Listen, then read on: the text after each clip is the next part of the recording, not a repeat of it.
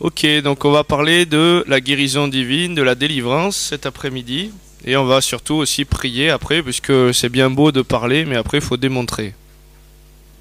Merci. Donc comme je vous ai dit, nous sommes enfants de Dieu. Nous avons déjà été rachetés, vous êtes d'accord avec ça?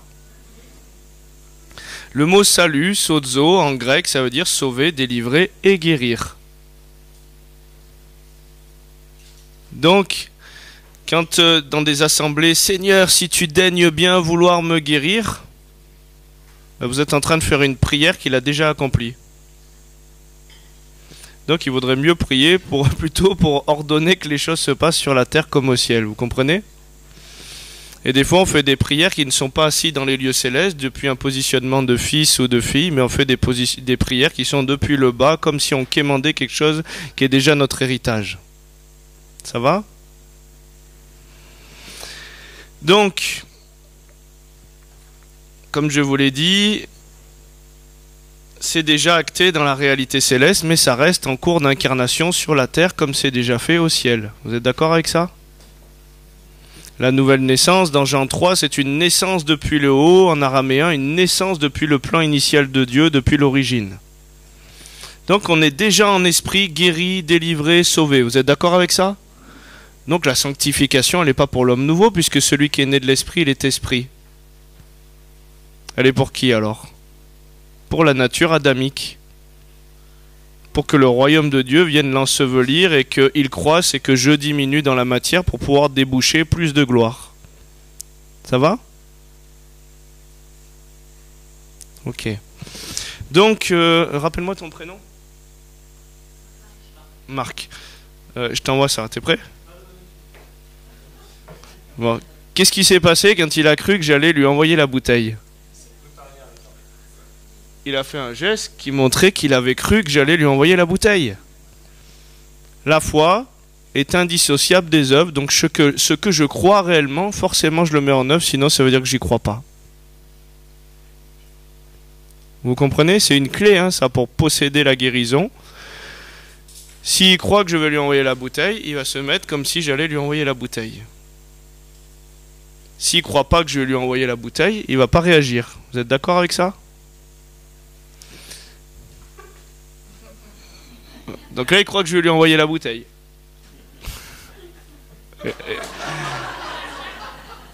Et là, il n'a pas cru, donc il n'a pas bougé. Et bien, des fois, Dieu nous envoie la bouteille et nous, on ne bouge pas. Est-ce que je saisis la bouteille si je ne bouge pas? Je veux bien... Oula, dis donc. Je fais du rugby ou... Bon. Donc... Dieu veut nous envoyer la bénédiction, mais si on ne la saisit pas, si on ne l'attrape pas, est-ce que finalement on passe par la porte de gloire que Jésus il a ouverte? Jésus il est la porte, vous êtes d'accord? Et quand il parle, il ouvre une porte du ciel sur la terre. Et si vous passez par le mur, ben le mur c'est pas la porte. Vous êtes d'accord avec ça? Donc quand Dieu parle, il ouvre une porte de bénédiction et c'est à nous des fois d'y entrer. Et il y a aussi notre mouvement et l'être pour pouvoir rentrer dans cette porte de gloire. La lèpre de Naaman, il allait voir le prophète, il dit oh, il sortira bien, il va m'imposer les mains, nanani, nanana. Et ça s'est pas passé dans son plan à lui. La porte de gloire de sa guérison, c'était quoi? Qu'il aille se laver 7 fois. Et s'il était allé se laver que 2 fois?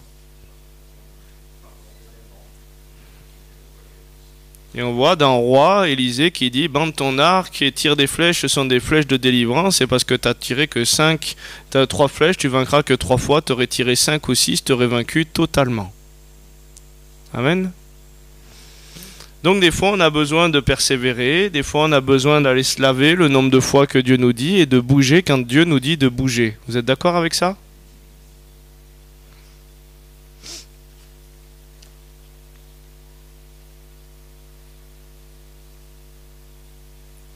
Donc par ces meurtrissures, nous avons déjà été guéris. Oui ou non? Et qu'est-ce qui empêche de télécharger ça? Puisque ça a déjà été accompli. C'est déjà dans le cloud.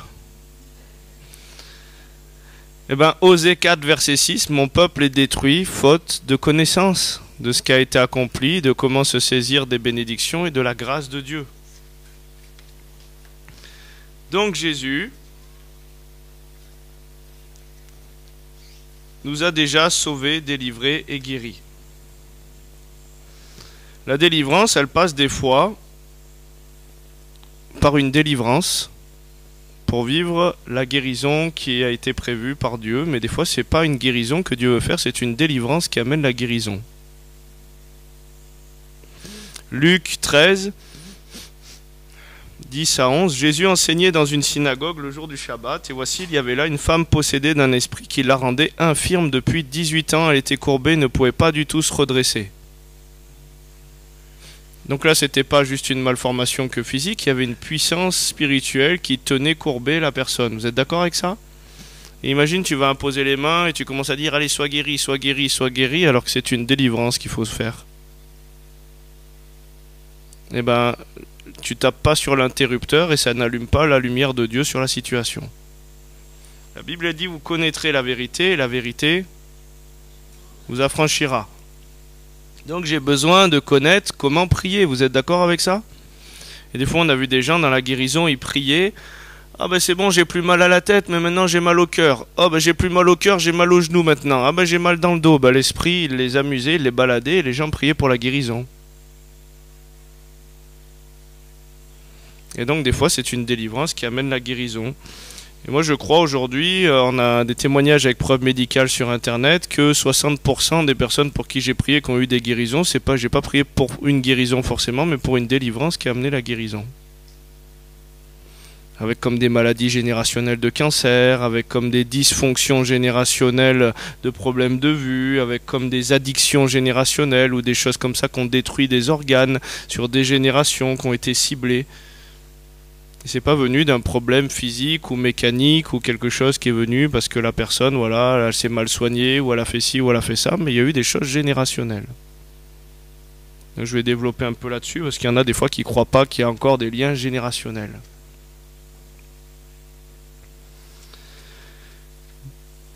Donc, Éphésiens 2.10, nous sommes son ouvrage ayant été créé en Jésus-Christ pour de bonnes œuvres que Dieu a préparées d'avance afin que nous les pratiquions. Pourquoi l'Esprit du Seigneur, il est sur nous?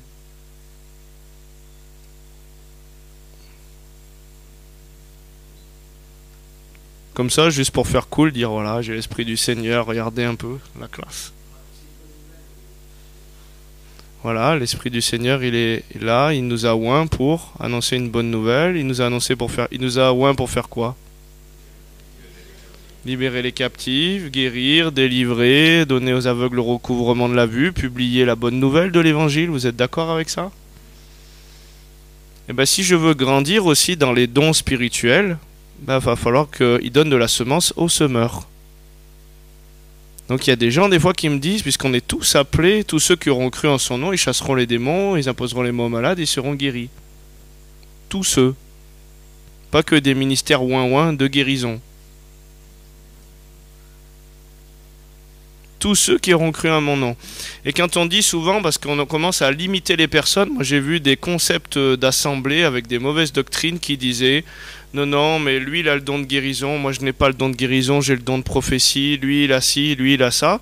Et donc chacun était limité à son petit bout de pain, alors qu'on avait bien plus, on avait la plénitude de Christ en nous, vous êtes d'accord? Et quand il est dit à un tel a été donné la guérison, à un tel a été donné une parole de connaissance, à un tel a été donné ci, c'est dans un contexte de l'édification commune. Et donc l'Esprit nous a été donné pour ces choses-là, mais il va falloir commencer à pratiquer.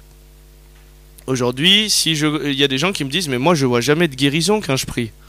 Je dis, mais pour combien de personnes t'as imposé les mains cette semaine? Bah 0. Bon bah écoute, voilà déjà un petit peu le problème. Ça sert à rien d'avoir de la semence si tu sèmes pas. Ça sert à rien que Dieu te donne plus de talent et te libère plus d'onction dans cette dimension-là, si déjà tu sèmes pas dans cette dimension-là. Vous êtes d'accord avec ça? Et donc, quand il a été donné à un tel la guérison, à un tel ci, c'est pour l'édification commune. Aujourd'hui, s'il n'y a pas de malade, à quoi ça sert qu'à un tel il soit donné la guérison? Mais aujourd'hui, on peut tous guérir. Et comme ce matin, il y a un frère qui est venu me dire, voilà, je reçois telle parole pour la délivrance de quelqu'un. Ben écoute, gloire à Dieu, tu l'as reçu pour cette personne, même si moi Dieu m'utilise aussi pour la délivrance, il t'a mandaté toi puisqu'il t'a donné pour la délivrance. Et donc il y a des guérisons qui ne sont pas mon œuvre prévue d'avance à moi, mais qui sont celles d'un frère ou d'une sœur de l'assemblée pour telle ou telle personne. Vous comprenez ? Et c'est pour ça qu'il veut qu'on apprenne à bouger là-dedans. Et moi j'ai formé des assemblées où maintenant la plupart des gens ont déjà tous vu des guérisons ou des délivrances à travers eux. Pourtant ils ne sont pas mis sur les têtes d'affiche ministère de guérison internationaux. Mais on a tous l'autorité pour guérir les gens. On fait rien d'extraordinaire, on est juste des disciples là. On chasse des démons et on n'est pas ministère parce qu'on chasse des démons. On fait juste ce que doit faire le disciple. Maintenant, les ministères pour équiper les saints, c'est des ministères pour l'enseignement, pour transmettre ces choses-là. Un professeur de tennis, il est là pour apprendre aux élèves, leur communiquer la vision du tennis et leur apprendre à jouer au tennis, mais pas pour jouer au tennis à leur place. Donc les ministères sont là pour transmettre et équiper les saints. Ça va ? Pour qu'ils puissent jouer au tennis aussi. Et donc, par nos forteresses de pensée, par nos mauvaises doctrines, par nos mauvais raisonnements, il y en a qui s'emmurent dans des choses, dans des concepts, où j'ai vu des gens, une femme pendant 40 ans, rester dans un système religieux évangélique, on lui dit non, lui il a le don de guérison dans l'assemblée, c'est que lui qui prie pour les guérisons. Elle est venue une fois dans notre groupe de maison, elle a 74 ans, quelque chose comme ça. Je lui dis écoute, voilà, c'est simple, Dieu t'a oint pour guérir, allez, c'est toi qui vas prier pour la personne. Elle a prié, une femme qui était multifracturée avec des béquilles a guéri complètement. Faute de connaissance, 40 ans dans un système religieux qui ne lui permettait pas de vivre la liberté de Dieu. Vous imaginez ? Donc la bonne nouvelle, c'est que tous ceux qui auront cru imposeront les mains aux malades, chasseront les démons. Lui, il a le don de la prophétie. Ouais, mais toi, tu l'as aussi. Paul, il dit qu'il souhaite que tout le monde prophétise. Ça va ? Maintenant, on n'est pas ministère pour équiper les saints dans le domaine prophétique, mais on peut tous prophétiser.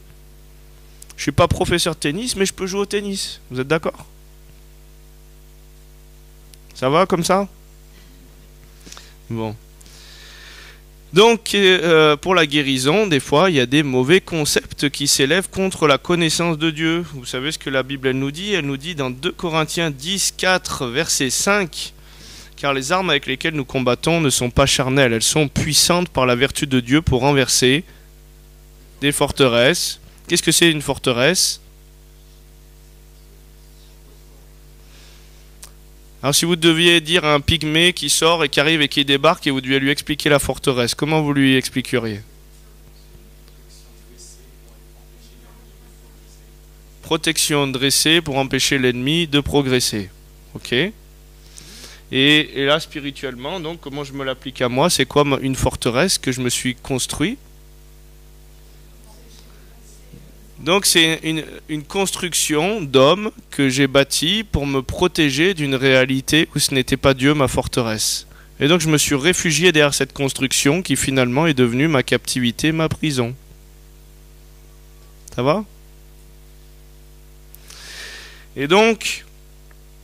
il veut renverser les forteresses, les raisonnements qui s'élèvent contre la connaissance de Dieu. Vous êtes d'accord avec ça ?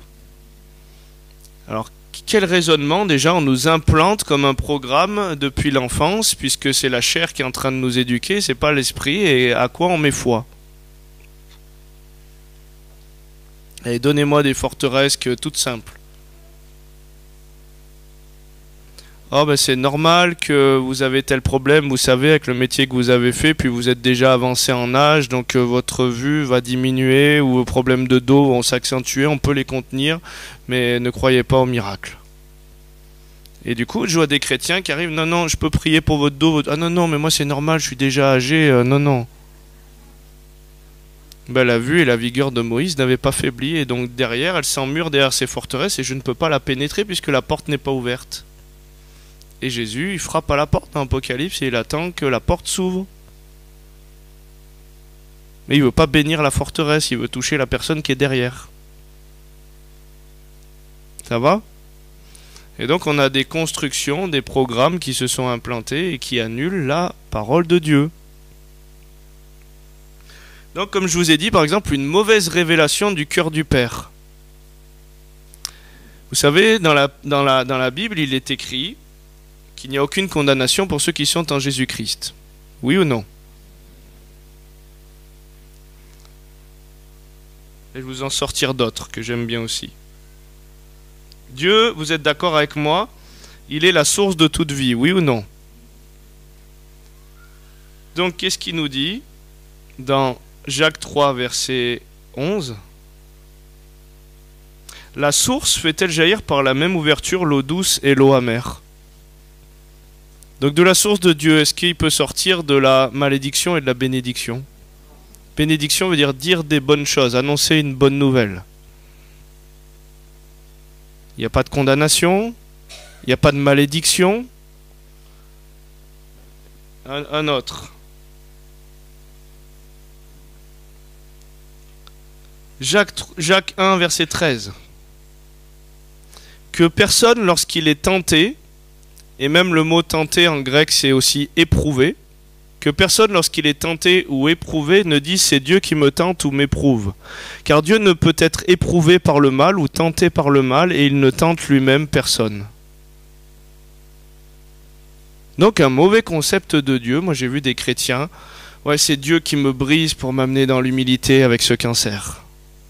Vous voulez pas prier pour moi, pasteur, que je guérisse? Écoutez, si je prie pour vous alors que c'est Dieu qui vous l'envoie, je vais prier contre la volonté de Dieu.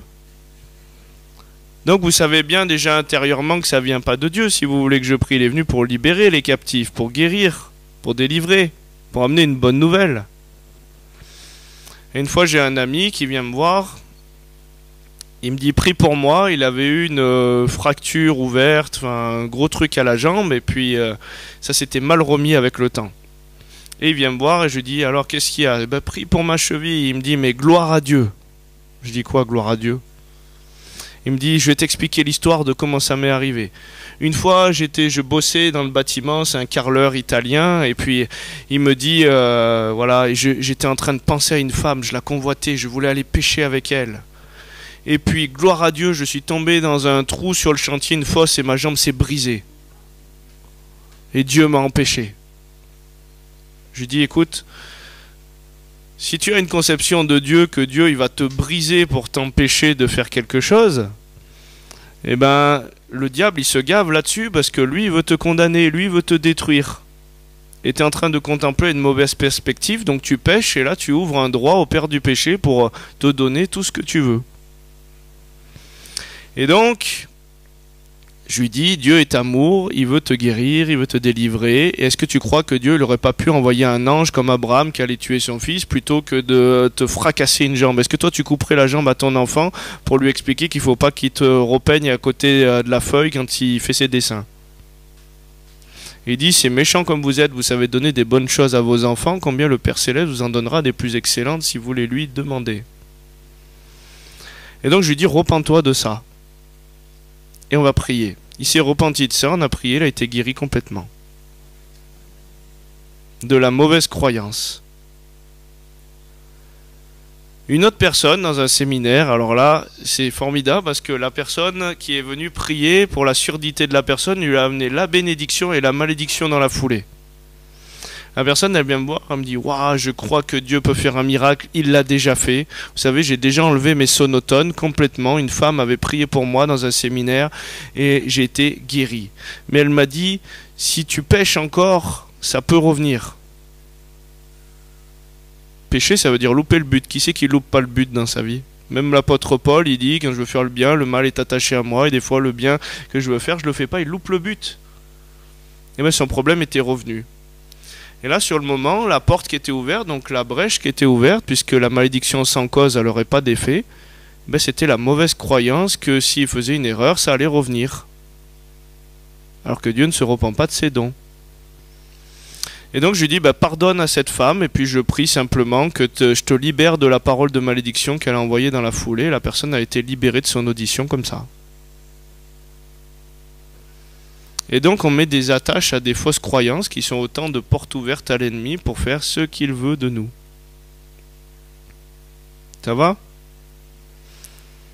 On a libéré des personnes aussi d'une mauvaise conception du Père où Dieu veut nous éduquer, Dieu veut nous élever, Dieu veut nous guérir, nous restaurer. Vous êtes d'accord? Tous les mots qui ont été traduits dans la Bible par châtiment, châtiment ça veut dire fait mal, vous êtes d'accord? Tous les mots, vous les regarderez en hébreu, vous les regarderez en grec. Sur 7 ou 8 définitions, il n'y en a qu'un qui veut dire châtiment. Et les autres, ils veulent dire éducation, élévation, enseignement, correction. Est-ce que le maître, quand il veut corriger un de ses élèves, il va lui fracasser la règle sur la tête, ou est-ce qu'il lui dit, écoute, voilà, c'est pas comme ça que tu dois faire, là, je vais te réaligner. Et on le prie, hein, ta houlette et ton bâton me rassurent. Moi, j'ai été pas mal tarté par mon père, donc quand il venait et qu'il me prenait dans les bras dans ses bons temps, sa main, j'y allais un peu avec les esquives, parce que sa main me rassurait pas, quoi. Mais là, la houlette et le bâton me rassurent, il perd la brebis. Il va pas aller voir la brebis qui a été perdue et lui dire, oh là là, toi t'étais perdu, tu vois ce bâton-là, et il lui casse la jambe. Non, il va la chercher, la ramène dans l'alignement pour marcher avec les autres brebis. Et le bâton, il est là pour le berger, pour s'appuyer dans la marche et pour chasser les loups ravisseurs. Ça va? Vous êtes rassuré par quelqu'un qui vous fracasse et qui après vous dit je t'aime? C'est le père du péché qui exerce le droit du péché, qui exerce ses jugements sous cette ancienne alliance où le diable il a des droits sur notre vie. Vous comprenez? Puisqu'on est esclave de celui à qui on s'est soumis. Donc le père du péché a le droit dès que tu loupes le but sur le péché, mais ce n'est pas Dieu. Au Bénin, il y a une femme, elle a été libérée en demandant à Dieu, voilà, moi j'ai demandé, j'ai prié Dieu, je lui ai dit franchement, brise-moi, humilie-moi. Toute sa vie, des grosses galères financières, de santé, des choses comme ça. Je lui ai dit, la vision de Dieu, quand il veut t'éduquer, c'est qu'il veut t'aligner dans l'amour, il veut te faire grandir, il veut te faire croître, il veut t'éduquer, t'élever, t'enseigner, te faire prospérer dans tous les domaines. Repens-toi simplement de la malédiction que tu as déclarée de vouloir être brisé tout le temps pour pouvoir vivre une vie de piété. Tu peux vivre une vie de piété dans l'amour sans être fracassé toutes les 5 minutes. Elle a guéri de plusieurs maladies, son compte bancaire s'est rempli surnaturellement, il y a eu plein de choses qui se sont passées. Le brise-moi amène des malédictions sur ta vie. Tu veux que ton père t'éduque par amour ou tu veux que finalement être détruit et fracassé?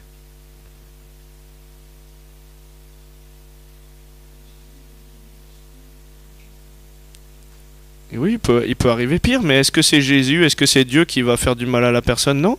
Le destructeur, c'est quoi? Le péché. Ne pêche plus, donc si tu pêches, tu es en train de donner un droit au père du péché. Et lui veut te donner. Je vais développer après sur la délivrance pour que vous compreniez un peu mieux. Donc déjà, le fait d'avoir des croyances justes fait que j'attire plus justement les bénédictions, puisque je suis déjà béni de toutes sortes de bénédictions dans les lieux célestes en Christ, oui ou non?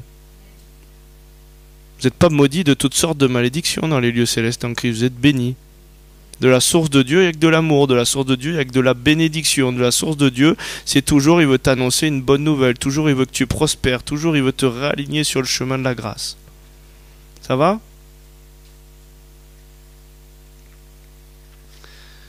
Donc on a vu aussi que le mouvement était important pour posséder la guérison. Pourquoi? Parce que si je ne me mets pas en mouvement, la Bible elle nous dit que celui qui s'approche croit que Dieu existe et qu'il récompense ceux qui le cherchent. Donc si je m'approche, il faut que je croie que je vais recevoir. La foi, c'est une ferme assurance des choses. Vous êtes d'accord avec ça? Imaginez aujourd'hui, je sais pas, moi tu as peut-être des problèmes financiers, des problèmes dans ta vie ou quoi, et puis dans une parole que Dieu donne, dans un temps, dans la gloire et dans l'onction, il te dit voilà, ta dette est entièrement payée, je fais des miracles financiers sur ta vie. Et toi tu dis Amen. Mais tu repars de l'assemblée, tu es encore en train de te dire mais comment je vais faire pour m'en sortir et ci et ça. Est-ce que ton Amen, il a produit quelque chose? Imaginez Pierre. Pierre, il a dû sortir de la barque. Vous êtes d'accord avec ça? Imaginez Jésus, là, il vous dit, Marc, allez, rejoins-moi, marche sur l'eau. Et Marc, il se lève, il dit, Amen Seigneur, Amen Seigneur, Amen Seigneur. Puis Jésus, il est là, il dit, mais Marc, allez. Amen Seigneur, Amen Seigneur.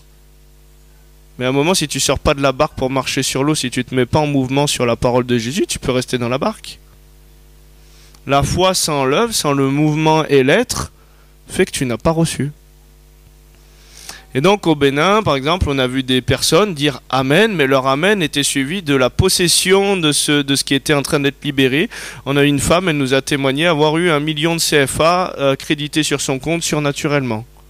Une autre, elle a eu une enveloppe avec du fric chez elle qui voilà, avec porte fermée. Elle ne sait pas pourquoi il y a eu cet argent déposé sur sa table. On a eu une dame sur internet, 23 000 € de dettes payées comme ça. On a eu des personnes qui n'avaient pas trop de moyens à aller payer et faire leurs courses et la caissière leur dit je ne sais pas pourquoi, je ne comprends pas, la machine c'est déjà payé. Qu'est-ce qui est impossible à Dieu? Et tout est possible à celui qui croit. Amen. On a eu des objets, des bijoux changés en or. Est-ce que vous croyez que le même Dieu qui changeait l'eau en vin, il fait toujours des miracles aujourd'hui? Il est le même hier, aujourd'hui et éternellement.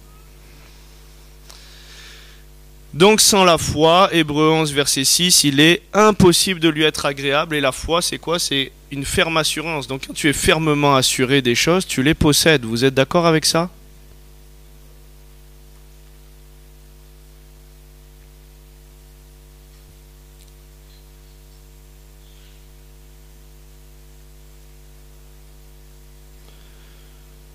Donc la foi possède les choses. Aujourd'hui, si vous avez une assurance de voiture, vous ne la remettez pas en question dès que vous avez un accident. Vous avez l'assurance, c'est payé. Oui ou non?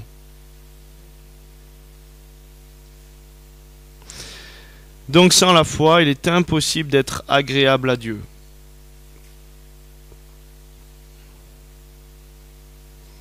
La Bible, elle dit que si vous aviez la foi et que vous ne doutiez point, vous diriez à cette montagne, jette-toi dans la mer.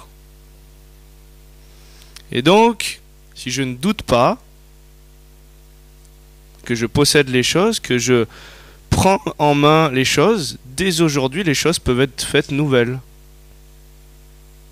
Mais je vais vous dire, on a fait des conférences de guérison, bon voilà, sur les flyers, les gens qui nous invitaient ont appelé ministère de guérison, alors que moi je crois que tout le monde est appelé à la guérison. Mais voilà, on a enseigné aux personnes à prendre possession de leur guérison. Je me rappelle d'une femme qui vient me voir, on était 3 ministères à prier. Et on avait fait des queues comme ça, et on se partageait toute la salle. Et il y a une femme qui arrive comme ça. Et il y a une femme qui arrive comme ça, mal à la jambe, comme ça.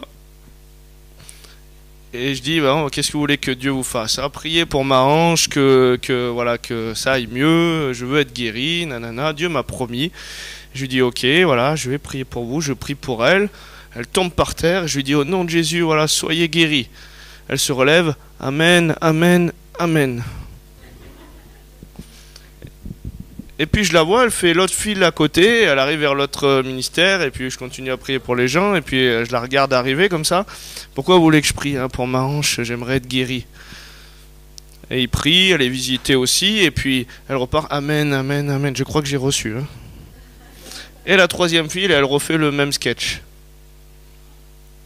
Et à chaque prière, elle n'a même pas essayé de regarder si elle pouvait danser la carioca ou faire quelque chose d'autre. Non, elle est restée toute raide et dès qu'elle se relevait, instantanément, elle reprenait son position de douleur sans essayer de regarder si les choses étaient faites nouvelles et que les choses anciennes étaient passées. Jésus, il dit, ayant vu que la personne avait la foi pour être guérie. Et des fois, ta foi a besoin de rejoindre aussi ce que Dieu est en train de faire. Vous êtes d'accord avec ça ? Dans quelle ville Jésus, qui avait toute l'onction venant du Père, il n'a pas pu faire beaucoup de miracles? À cause de quoi? L'incrédulité qui n'est pas l'absence de foi.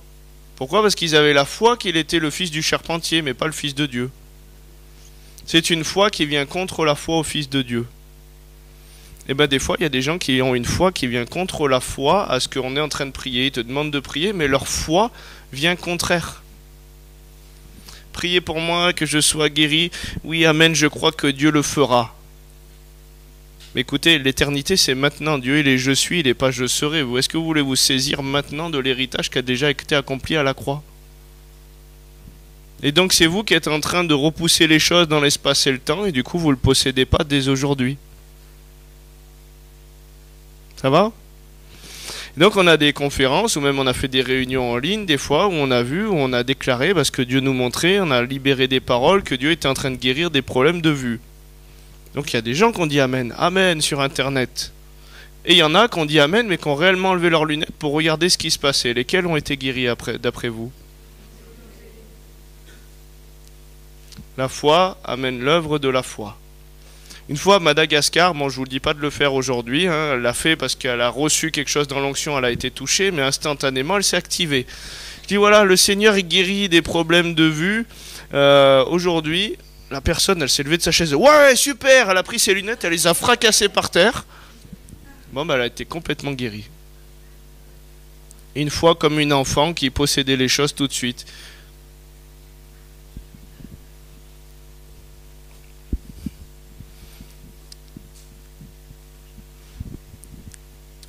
Donc,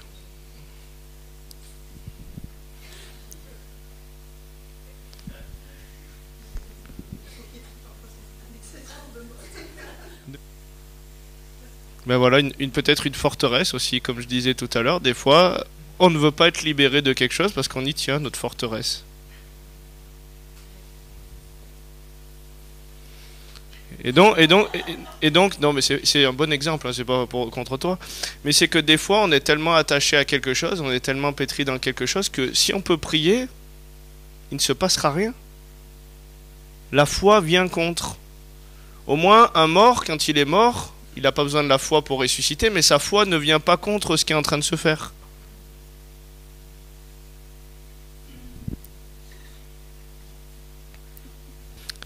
Est-ce que Jésus, vraiment, il sautait sur tout le monde pour les guérir?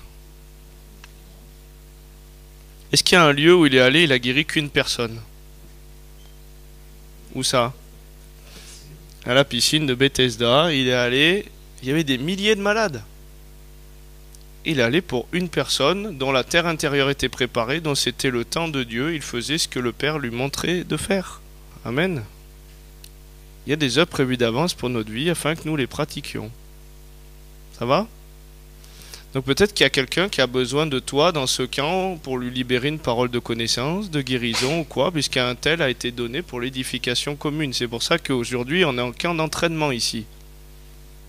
Et hier, ce que vous avez commencé à libérer des paroles et tout ça, il va falloir vous entraîner durant tout ce temps où on est ici.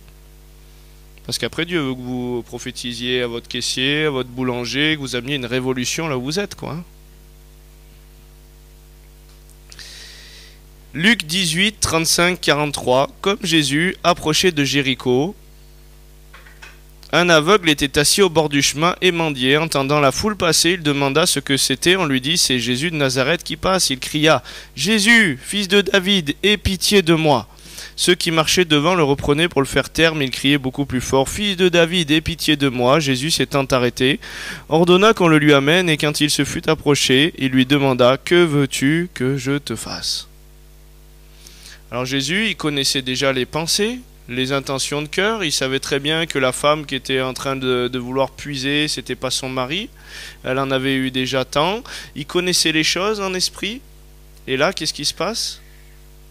Il connaît. Il sait d'avance. La personne, elle est aveugle, ça se voit. Pourquoi il lui dit, que veux-tu que je te fasse?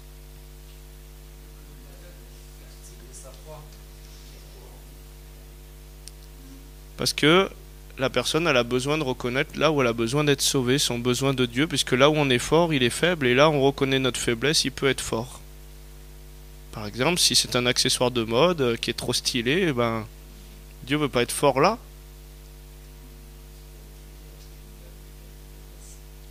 Voilà, mais il faut encore vouloir qu'on prie pour ces choses-là et avoir la foi que derrière, si ça guérit, je me reprendrai des lunettes, ou faut le vouloir, quoi.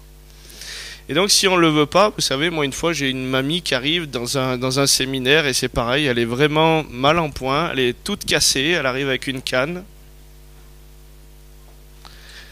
Et elle a vu des gens guérir autour d'elle. Hein. Et puis je lui dis, mais voilà, pourquoi vous avancez? Qu'est-ce que vous voulez que Jésus vous fasse? Oh, priez pour mon petit-fils, il doit passer ses examens et j'espère qu'il va tout bien réussir à avoir des bonnes notes. Hein. Je lui dis, mais et vous, vous avez vu, guéri, plus de béquilles, plus si... Ah, non, non, moi c'est moi, je m'accommode très bien de ces choses-là, je suis déjà âgé, non, non, c'est bon. Priez pour mon petit-fils, il a plus besoin. Je lui dis, mais vous pouvez puiser, tout est accessible. Non, c'est bon, c'est mon petit-fils. Et dans nos pensées, des fois, je ne veux pas user mes cartouches pour Dieu, donc je vais lui demander qu'une chose, alors que Dieu, il est illimité. Vous êtes d'accord avec ça? Et donc son système de croyance venait contre. Je ne pouvais pas forcer la porte. Dans l'Apocalypse, Jésus, il ne force pas la porte. Il tape à la porte et si quelqu'un entend sa voix, il lui ouvre. S'il a l'accès, il va venir, mais il ne va pas forcer les choses. Que veux-tu que je te fasse?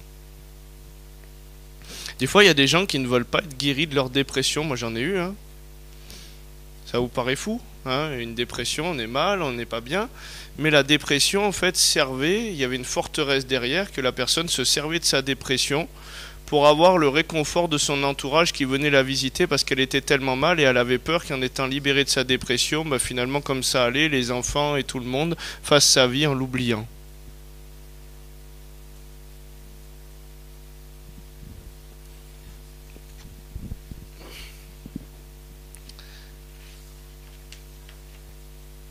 Donc la foi et le mouvement et l'être aussi est important pour pouvoir recevoir.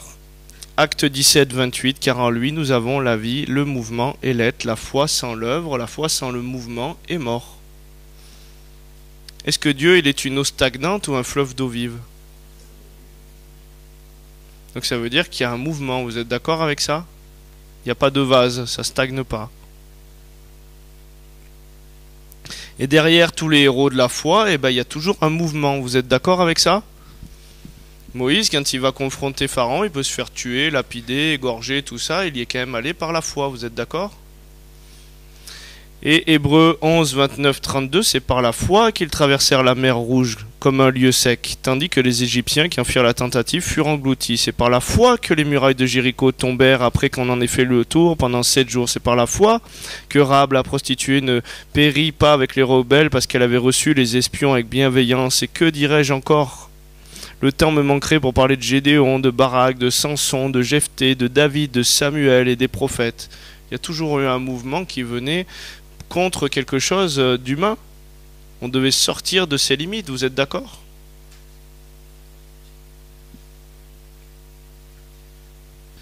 Donc des fois, dans la guérison, il y a aussi la persévérance.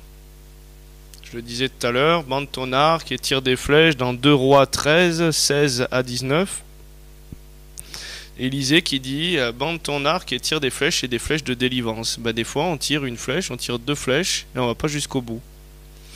Même Jésus, il a mis de la salive sur les yeux de la personne qui voyait d'abord comme des ombres, comme des arbres, et puis il a prié encore, vous êtes d'accord? Donc il a fait ce que le Père lui demandait de faire. Dieu a dû lui dire tire encore. Et donc des fois, il faut encore tirer une flèche pour pouvoir aller jusqu'au bout, jusqu'à la percée. Amen. Et des fois on s'arrête avant. Et des fois on nous dit ouais Jésus il faisait une prière comme ça, même il chassait les démons, ça dure pas, machin et tout. Mais quand il est parlé de l'enfant qui écumait et tout ça, il dit qu'il priait avec instance, et le mot instance c'est qu'il prie dans une période jusqu'à ce que tout soit accompli. Ça n'a pas l'air de se passer comme ça. Donc c'est important de comprendre que dans le combat spirituel, des fois il faut même tenir un positionnement.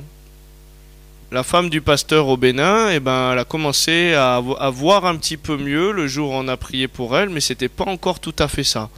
Mais elle a dit non, moi je ne remets pas mes lunettes, je crois que c'est en cours ma guérison, donc je me tiens. Comme Moïse il tenait le bras en l'air, Israël était le plus fort, et quand il baissait la positionnement, l'ennemi reprenait le dessus. Elle a tenu le cap de la guérison, Elle a commencé à voir un peu mieux le lendemain, un peu mieux, et puis au bout de 3 jours, elle a retrouvé la vue complètement.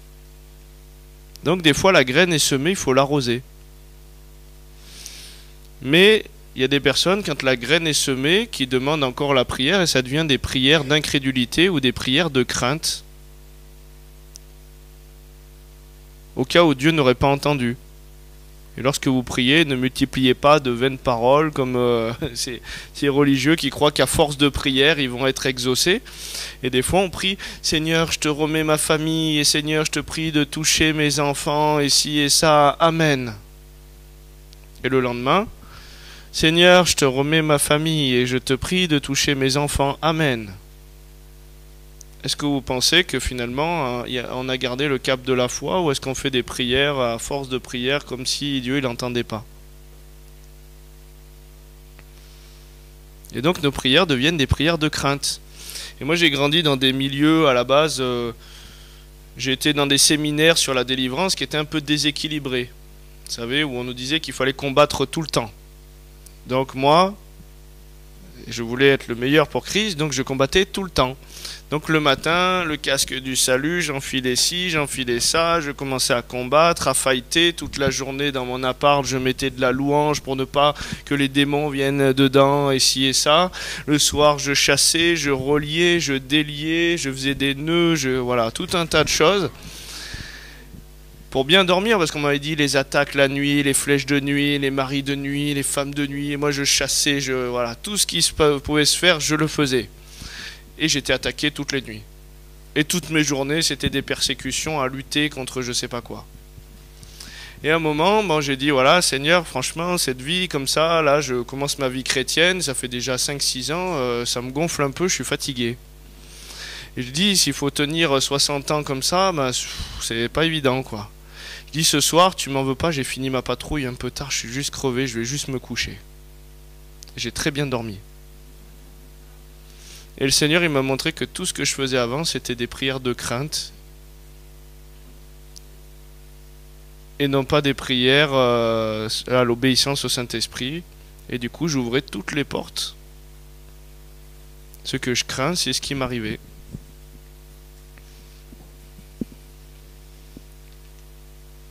Donc c'est important aussi de résister. Vous savez, moi, quand Dieu m'a touché, donc j'ai été dans les addictions, cannabis, cocaïne, héroïne, voilà, un petit peu tout ce qui passait en produits psychédéliques aussi pour faire la teuf. Et Dieu m'a libéré comme ça de la cigarette. Je fumais 2 paquets par jour, j'avais plus envie de fumer du cannabis, les autres drogues, moi j'étais pas un accro, donc ça s'est arrêté aussi comme ça. Mais j'avais plus envie de me mettre dans des états modifiés de conscience pour fuir cette réalité, ça allait quoi. Sauf l'alcool. L'alcool, moi je buvais une bouteille de whisky par jour, une bouteille de vin, et puis quand j'étais en forme, avec des bières à côté, quoi. Et quand je bossais dans le BTP, ça c'était le week-end surtout, mais dans le BTP c'était 2-3 kirs le matin au petit déjeuner. À 11h on s'arrêtait, on buvait des bières, on buvait une bouteille de vin au routier avec des ricards avant. Après on était en Ardèche, on prenait le digestif ou la poire que nous donnait le gars chez qui on bossait. À 16h30 on buvait 1 ou 2 demi. Le soir avec mes parents je buvais 3-4 pastis et puis après je tombais une bouteille de whisky devant la télé. Et donc, voilà, donc ça, Dieu m'a délivré comme ça de tout, sauf l'alcool. Et l'alcool, j'ai dû lutter. Et j'ai commencé à essayer d'arrêter 1 semaine, je retombais. J'arrêtais 2 semaines, je retombais. J'arrêtais 1 mois, je retombais. 3 mois, je retombais. Et Dieu, il a vu que j'étais violent pour vouloir aller dans cette direction, que je faisais tout mon possible pour changer d'axe. Et donc, à un moment, comme j'ai persévéré dans cette direction-là, je me suis approché de lui, Jacques 4, verset 8, j'ai résisté au diable. La Bible, elle nous dit, Jacques 4, versets 7 et 8, soumettez-vous donc à Dieu, résistez au diable et il fuira loin de vous, approchez-vous de Dieu, il s'approchera de vous, nettoyez vos mains, pécheurs, purifiez vos cœurs, hommes irrésolus. Et donc j'ai dû lutter contre quelque chose. Il nous dit, pour vous, vous n'avez pas encore lutté contre le péché jusqu'au sang. Et j'ai dû lutter. Et au bout d'un moment, parce que Dieu il a vu que je faisais mon possible pour aller là, la libération s'est effectuée. Mais moi je ne savais pas encore comment j'avais été guéri ou délivré. Donc pendant 3 ans et demi, j'ai plus touché une goutte d'alcool. Parce que pour moi j'avais encore un statut d'alcoolique, d'ancien alcoolique. Mais Dieu il m'a dit un jour, parce que ça me gonflait, j'étais toujours en train de boire des trucs sans alcool, des machins, alors qu'on m'offrait un verre de vin. Moi j'avais jamais réussi à savourer de l'alcool. Et puis je me dis mais ça a l'air de leur plaire, ça a l'air d'aller. Et puis moi je me sens différent d'eux, il y a des trucs que je peux plus toucher. Et le Seigneur m'a dit mais non, mais je t'ai réellement affranchi. Et donc j'ai pu boire un verre de vin. Bon, je vous dis pas que quand j'ai bu le verre de vin, la première gorgée, il s'est passé quelque chose de spirituel. C'était comme si j'étais à 3 ou 4 grammes. Et je luttais en moi-même pour dire non, c'est payé, je ne retomberai pas, non, c'est payé, je ne retomberai pas. Et je me suis positionné dans mes pensées et ça a été fini. J'ai pu boire un verre de vin, 2 verres de vin, sans vouloir finir toutes les bouteilles du coin. Donc il y a des choses aussi où on doit résister au diable pour qu'il fuit loin de nous. Vous êtes d'accord avec ça ?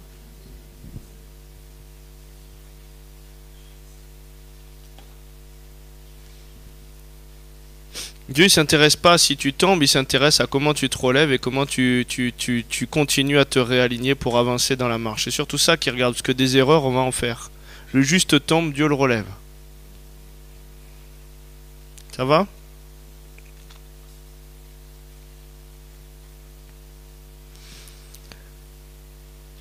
Donc 1 Corinthiens 3,16, ne savez-vous pas que vous êtes le temple de Dieu, que l'Esprit de Dieu habite en vous ?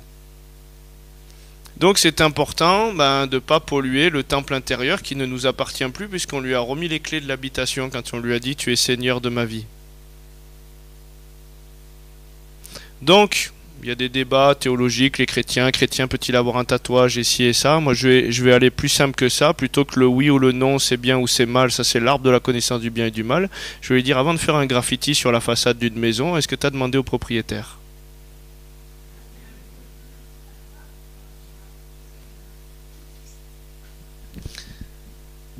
Et donc c'est important de demander à Dieu les choses puisque c'est son temple à lui. Vous êtes d'accord avec ça ?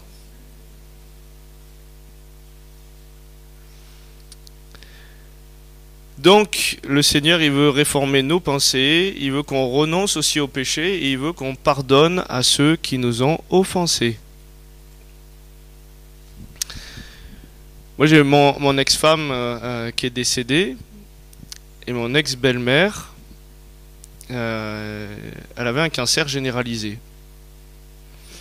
Et en fait, au moment où elle allait partir, il y avait des métastases partout. Elle s'était déjà fait visser la tête avec des rayons dans le cerveau. Il n'y a rien qui faisait, ça se multipliait. On prie pour elle, elle est touchée par le Saint-Esprit, elle veut se faire baptiser. Donc on lui dit gloire à Dieu, mais maintenant que vous êtes une nouvelle créature et que vous êtes gracié, il faut aussi que vous ameniez la grâce aussi sur ce qui vous a offensé. Et en fait, elle s'était fait voler 600 000 € par un gars. C'est quelqu'un qui avait beaucoup prospéré, 2 boulangeries avec son mari, une maison dans les Cévennes, une autre à Montpellier, en plein centre, maison d'architecte, très belle maison. Et en fait, elle l'a vendue au décès de son mari. Et en fait, les gars qui l'ont racheté, il y a eu un petit problème, un dégât des eaux. Et les voisins, alors qu'il n'y a jamais eu de problème, ont commencé à être de mèche avec la personne, ont fait des faux témoignages et les personnes se sont mis en maladie alors que le gars avait une très bonne place, il était, je sais plus, dans un poste de direction. Elle a dû rembourser les salaires, ils l'ont mis plus bas que terre. La femme s'est fait passer pour malade et en dépression suite à cet événement d'avoir acheté une maison qui avait eu une petite goutte d'eau dans les caves. Elle a dû rembourser, vendre sa maison dans les Cévennes et elle a perdu 600 000 € dans l'affaire. Et donc, on lui dit, voilà, mais écoutez, partez dans la grâce de Dieu, partez en paix, Dieu vous a gracié, il nous dit qu'une fois qu'il nous a pardonné, c'est pour que nous aussi on remette la dette. Et donc, je ne sais pas ce qui lui prend, son pire ennemi, celui qui lui a volé 600 000 € d'un coup, elle est vaillante, elle y va, elle tape à la porte de cette personne, elle lui dit, voilà, je vous demande pardon, je vous en ai voulu pendant tant d'années, et je vous pardonne aussi de ce que vous avez fait, je laisse les choses à Dieu. Voilà, et je veux plus avoir rien sur le cœur. Elle rentre chez elle, elle a été guérie du cancer généralisé complètement. Sur le pardon. Et on le prie, hein, pardonne-nous nos offenses comme nous aussi nous pardonnons à ceux qui nous ont offensés. Est-ce que tu veux vraiment que Dieu te pardonne comme toi tu pardonnes? On a eu une autre histoire, je m'occupais à Valence d'un petit groupe de Roms. Et puis il y a une femme, elle arrive, elle avait un goitre, un truc énorme. Et puis au moment où je vais pour prier pour elle pour la guérison, je demande à Dieu qu'est-ce que tu veux faire, et là je la vois en train de hurler sur son mari et de le rabaisser, de le maudire tout ce qu'elle peut. Je lui dis écoutez, est-ce que votre mari il est là? Donc j'appelle son mari, voilà, il n'est pas chrétien son mari. Et je lui dis voilà, j'ai une image, une pensée comme ça, est-ce que ça se passe comme ça? Votre femme, est-ce qu'elle vous rabaisse? Est-ce qu'elle vous critique? Est-ce qu'elle est violente avec vous? Elle me dit oui, je sais plus quoi faire avec elle, je crois qu'on va se séparer, ça ne va pas, nanani, nanana. Et elle voit qu'elle est exposée et qu'elle est vue de Dieu, que Dieu la connaît dans son péché. Et là, elle tombe en repentance, elle se met à pleurer. Et je lui dis écoutez, voilà, est-ce que vous décidez de demander pardon à votre mari et est-ce que vous décidez de pardonner à votre femme? Elle dit oui, je te demande pardon, je veux changer, je sais pas pourquoi, nanani, nanana. Et le mari décide de lui pardonner. Au moment où le mari pardonne à sa femme, le Saint-Esprit lui tombe dessus, il est baptisé du Saint-Esprit.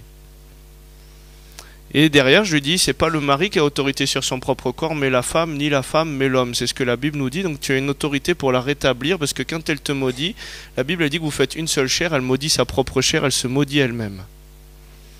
Et donc je lui dis, posez la main et commencez à prier. Elle a prié pour son mari et le goitre s'est résorbé instantanément.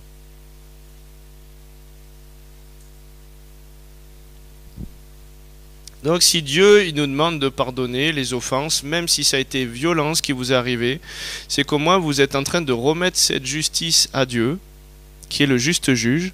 Vous vous déchargez des fardeaux sur lui. Le pardon, c'est un don de votre part à Jésus qui va s'en occuper mieux que vous de cette affaire. Vous êtes d'accord? Mais Dieu, il appelle le mal mal et le bien bien. Donc ce qu'il veut, c'est la repentance de la personne, mais si la personne ne se repent pas, l'ennemi se pointe et puis il a un droit d'accusation là-dessus si ça va trop loin et que ça dure trop longtemps. Mais Dieu, il est meilleur juge que vous. Amen. Donc même si ça a été abominable, Dieu l'a vu. Ça va? Donc c'est pour ça qu'il faut choisir le pardon, c'est un choix. Et tant qu'on ne pardonne pas, j'ai vu des gens ne pas pardonner à quelqu'un de décédé de leur famille. Ça ne change pas la condition de la personne qui est sous terre, hein, pas si elle n'a pas été sauvée. Mais ça change le fait que Jésus il est derrière la porte et que pendant 30 ans, cette personne n'avait pas pardonné. Et Jésus ne pouvait pas commencer une œuvre de guérison puisqu'il n'avait pas la porte ouverte. Et le pardon permet qu'on ouvre la porte à Jésus qui commence un processus de guérison dans notre situation. Mais tant qu'on ne décide pas, on ne fait pas le choix. Il y a des gens qui me disent oh, j'arrive pas à pardonner. Non mais décide de pardonner, de faire ta part, de lui donner ça. Et la guérison, c'est pas ton affaire, c'est la sienne. Mais tant que tu ne choisis pas de te tenir toi dans ce que tu peux faire, tu ne pousses pas la porte à Jésus qui est derrière pour te guérir.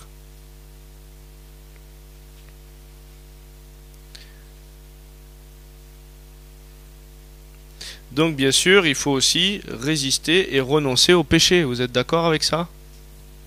Il y a des personnes, des fois, ils viennent me voir, oh, priez pour moi, j'ai un cancer, un machin, et ils fument 2 paquets de cigarettes par jour. Et c'est un cancer du poumon qui est venu, qui a été attesté par la médecine, un cancer du fumeur. Mais écoutez, Dieu peut vous guérir, mais en tout cas, si vous guérit et que vous continuez, votre situation, elle peut être pire. Donc Dieu s'intéresse à la racine du problème et pas forcément qu'à la conséquence. Donc changez aussi votre manière de vivre. Et puis des fois, la guérison, c'est des choses très pratiques. Une fois, j'ai eu quelqu'un, oui, je dors pas la nuit, j'ai des insomnies, 2 heures par nuit, je suis très stressé, j'ai mal dans le corps, je somatise, nanana. Et je dis, comment ça se passe un peu votre vie? Ah bah au boulot, voilà, mes chefs me gonflent et du coup, je me réfugie dans la salle de pause et je bois 12 ou 13 cafés par jour. Bon ben voilà, ben écoutez, diminuez le café et puis peut-être que vous arriverez à mieux dormir, quoi. Je vais pas prier contre un esprit de café.